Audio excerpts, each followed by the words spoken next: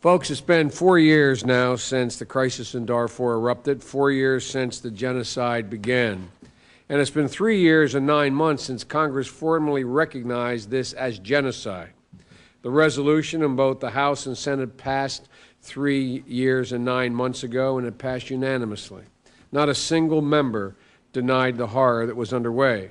It's been 3 years and 7 months since the administration added its own recognition. On September 9, 2004, in testimony before the committee, then Secretary of State Colin Powell said clearly that the killings in Darfur was genocide. Shortly thereafter, so did President Bush. So now, all these years later, the question still remains. What are we going to do about it? What are we going to do to stop the slaughter, to return the survivors to their homes, to bring those responsible for the murder, rape, and terror to justice, and to build a lasting peace? What are we going to do about Darfur? That's the question I've asked the ambassador. He's the administration's point person for our Darfur. And like his predecessor, Deputy Secretary Zellick, I have no doubt about his dedication and determination to do the right thing. In December, the ambassador told a group of senators that Khartoum had until the end of the month to agree to the deployment of UN peacekeepers. That deadline has long since passed, with no agreement by Khartoum to accept the peacekeepers and no reaction from the United States or the international community to its refusal. Today, this committee expects to hear from the ambassador a concrete plan of action. I hope they'll flesh out the administration's Plan B, as was referred to earlier, and tell us how and when the administration will act on that plan.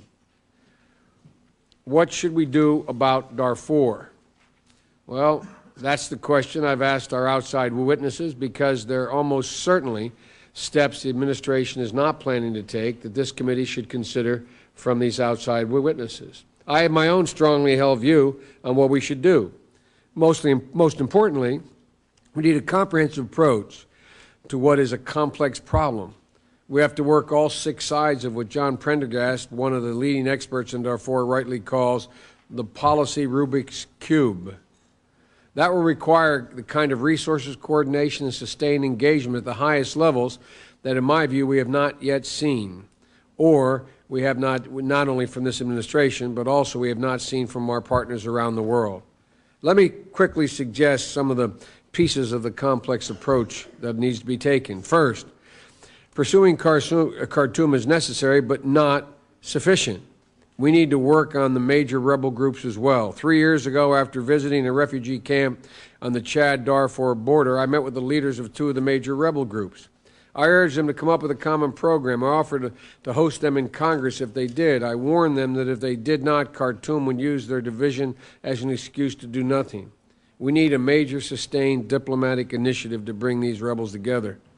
Second, peacekeepers are essential, but they're not enough. We need a peace process.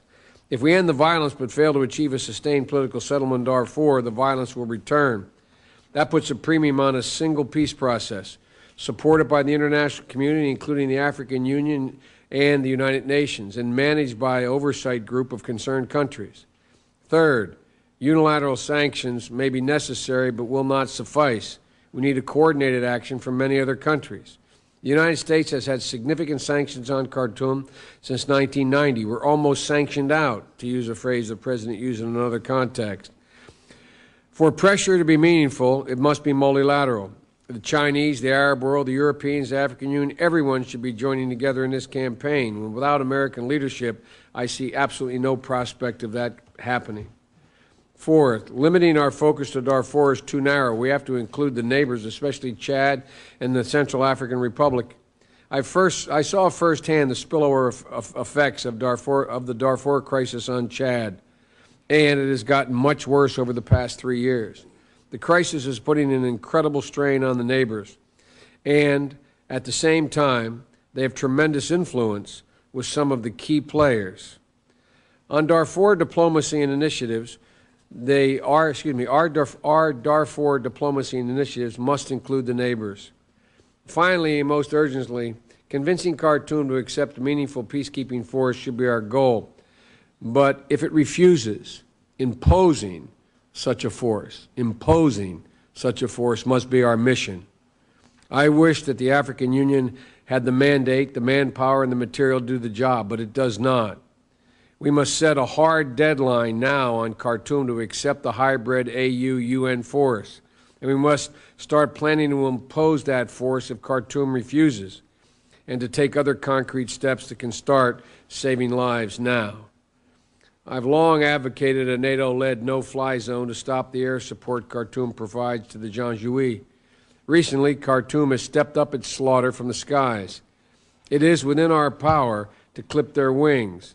Yes, a no-fly zone could make it more difficult for humanitarian groups to operate, so we should do everything possible to design it with their concerns in mind. And I expect to ask the witnesses about that. I hope that we come out of this morning with a clear plan for action. For too long, all of us have expressed our outrage at the destruction of Darfur without doing anything meaningful to stop it. I think it's long past time we must act, even if that action is in the face of the refusal of Khartoum to accommodate anything.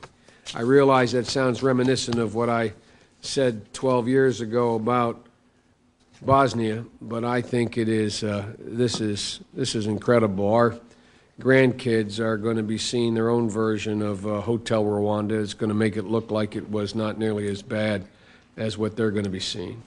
So I thank you very much. I also want to point out that Senator Lugar will be here, but he is testifying before the Armed Services Committee on Nunn-Lugar, and he's introducing a judge before the Judiciary Committee from Indiana, but he will be here. I thank you again, Mr. Ambassador, and I indicated to the Senator from New Hampshire if he had an opening comment on the Republican side, he's welcome to it, but suggested